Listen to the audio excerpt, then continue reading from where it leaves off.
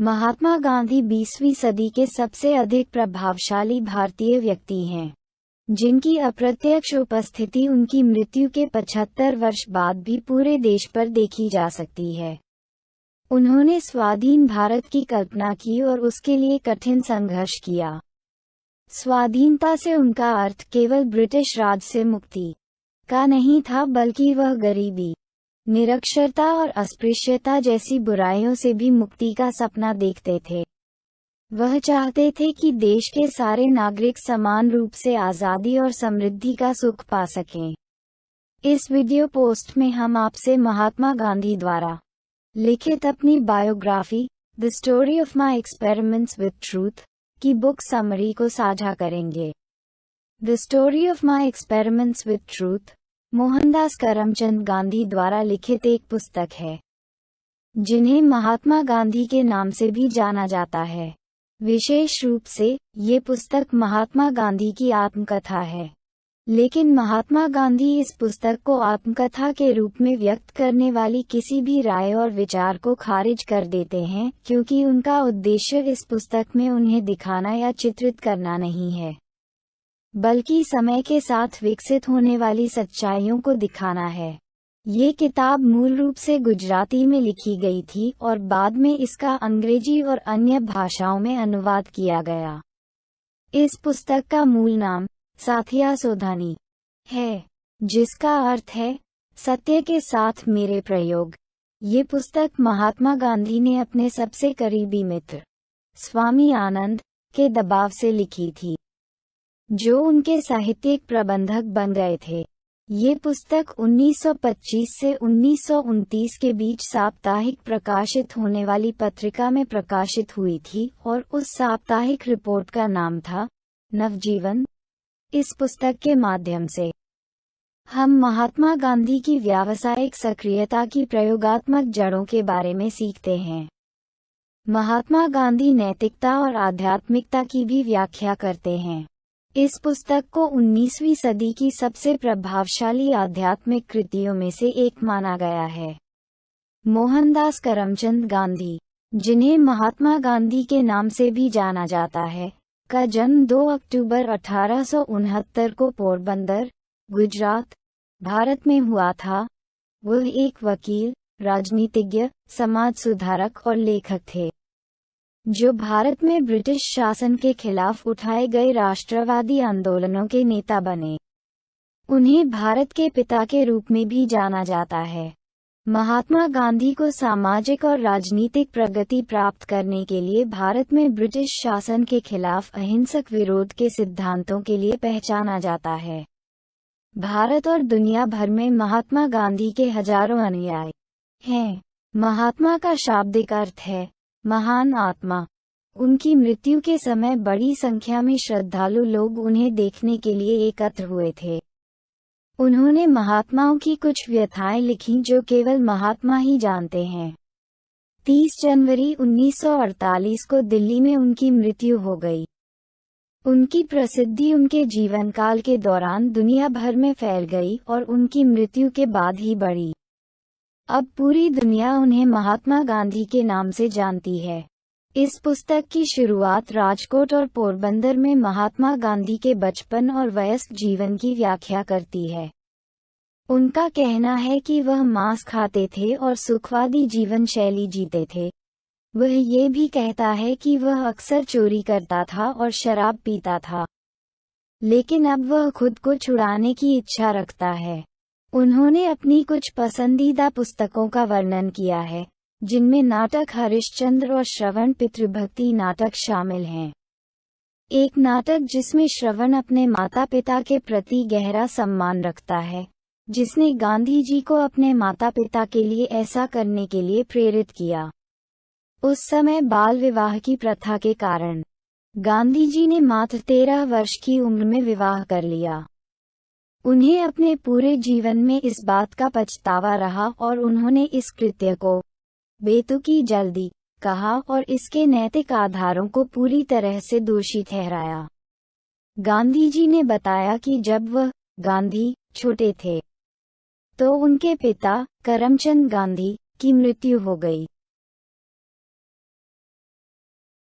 अपने पिता की मृत्यु के बाद एक पारिवारिक मित्र ने सुझाव दिया कि गांधी जी विदेश में इंग्लैंड में अध्ययन कर सकते हैं, परंतु किसी कारणवश वे लंदन नहीं जा सके और भावनगर के स्थानीय कॉलेज सामलदास कॉलेज में अध्ययन किया। उन्होंने वहां केवल एक सेमेस्टर की पढ़ाई की और फिर 1888 में कानून की पढ़ाई करने के लिए इंग्लैंड चले गए। वह बताते हैं कि उनकी मां ने उन्हें ये कहकर रोकने की कोशिश की कि वह इंग्लैंड में शराब, मांस और महिलाओं के आदी हो जाएंगे, लेकिन गांधी जी ने एक प्रतिज्ञा ली कि वह ऐसा काम कभी नहीं करेगा और इंग्लैंड चला गया। फिर उन्होंने 1891 में कानून की पढ़ाई पूरी की और बैरिस्टर की परीक्षा भी पास की और 1893 में वकील के लिए भारतीय अदालतों में दाखिला लिया। एक बार जब गांधी जी भारत वापस आए तो उन्हें कानून का अभ्यास करने के अपने फैसले पर भरोसा नहीं था, क्योंकि कानून में उनकी शिक्षा और साख उनके और उनके परिवार के सदस्यों द्वारा की गई कुछ गलतियों को बहाल करने और रोकने में विफल रही। उन्होंने एक परिचित और उसके भाई के बीच कानूनी संबंधों को साबित करने की कोशिश की, लेकिन स्थिति पहले से भी बदतर हो गई। वह व्यक्ति जिसे गांधी जी ने परिचित कहा था, वह इंग्लैंड का राजनीतिक एजेंट बन गया, जिससे पता चला कि वह उस कानूनी अपील के नतीजे का फैसला करने का प्रभारी था जिसमें वे सभी कुछ समय पहले शामिल थे। तब गांधी जी ने एक जटिल और लंबे मामले के लिए एक कानूनी फर्म से काम का प्रस्ताव स्वीकार करने के लिए दक्षिण अफ्रीका जाने का फैसला किया। 1 वर्ष तक वहां रहने के बाद गांधी जी ने फिर वहीं रहकर लोगों के कल्याण के लिए काम करने का फैसला किया। वह प्रथम विश्व युद्ध की शुरुआत से सिर्फ 2 सप्ताह पहले 1914 तक वहां रहे। 1914 में जब प्रथम विश्व युद्ध शुरू हुआ तो गांधी जी ने अचानक भारतीय नागरिकों को इस युद्ध में भाग लेने के लिए कहना शुरू कर दिया। जब गांधी जी अहिंसक और धार्मिक सहिष्णुता में विश्वास करते थे, तो उनके अनुयायियों को शांतिवाद की वकालत करने वाले उनके भाषणों के आधार पर गांधी जी से प्यार हो गया। इसीलिए युद्ध में उनके अचानक विश्वास ने उनके अनुयायियों को भ्रमित कर दिया। अपने काम को अनुचित पाते हुए गांधी जी 1915 में भारत लौट आए। भारत में उन्होंने भारत के लोगों के लिए एक सार्वजनिक वकील के रूप में काम करना जारी रखा, लेकिन इस बार गांधी जी को अपने सामाजिक कार्यों के लिए दक्षिण अफ्रीका में अच्छी प्रतिष्ठा प्राप्त थी और उनके पास भारत में किस प्रकार के कार्य कर सकते थे, इसके बारे में अधिक विकल्प थे।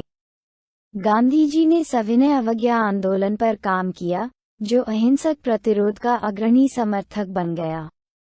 गांधी जी बताते हैं कि अब तक उन्होंने अपने पूरे जीवन में जो काम किया है, वह उनके विनाशकारी जुनून को लगातार नियंत्रित करने का परिणाम है। वह ये भी बताते हैं कि सत्ता का लालच या इच्छा हर इंसान में मौजूद होती है, जिससे वह इंसान अज्ञानी, लालची और हिंसक हो जाता है। उनका कहना है कि लोगों को नियंत्रित करने की इच्छा शारीरिक युद्ध या हिंसा से कहीं अधिक हानिकारक है। उनका वर्णन है कि मुक्ति पाने का केवल एक ही तरीका है, और वह है इन आवेगों को अस्वीकार करना, आध्यात्मिक और धार्मिक जीवन अपनाना, और इस दुनिया के लिए सहिष्णुता रखना। इस पुस्तक के अंतिम खंड में गांधी जी लिखते हैं कि उन्होंने कभी नहीं सोचा था कि उनके लेखन को आत्मकथात्मक माना जाएगा। उन्हें ये भी उम्मीद है कि इस पुस्तक के पाठक उनके काम में प्रयुक्त शैली को देखेंगे और पाठक अपने अनुभवों का अच्छा उपयोग अपने अतीत में अंतर्दृष्टि पैदा करने और सत्य की अवधारणाओं को सीखने के लिए करेंगे।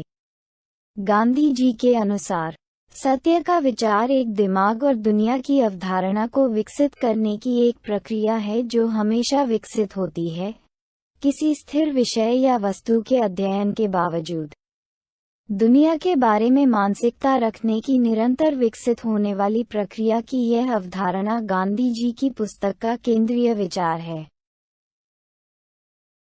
निष्कर्ष: सत्य के साथ मेरे प्रयोग पुस्तक को मोहनदास करमचंद गांधी की आत्मकथा माना जाता है, जो गांधी जी द्वारा ही लिखी गई थी और 1993 में प्रकाशित हुई थी। गांधी जी को महात्मा के नाम से जाना जाता है, जिसका शाब्दिक अर्थ महान आत्मा है। इस पुस्तक में उन्होंने अपने बचपन और उसके बाद की कहानी का वर्णन किया है कि कैसे उन्हें अपने जीवन के सिद्धांत मिले, यानी अहिंसा का अभ्यास करना और भारत में ब्रिटिश शासन का विरोध करना।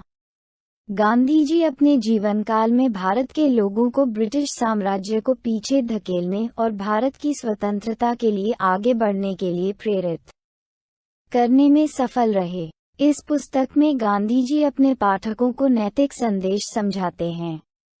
अपने राजनीतिक विश्वासों और सिद्धांतों के अलावा गांधी जी ने अपने जीवन, उनके शाकाहार और आत्म अनुशासन, हिंसा पर रोक, आध्यात्मिकता में उनके विकास और लंदन, इंग्लैंड में बिताए समय पर संत के दृष्टिकोण पर चर्चा की।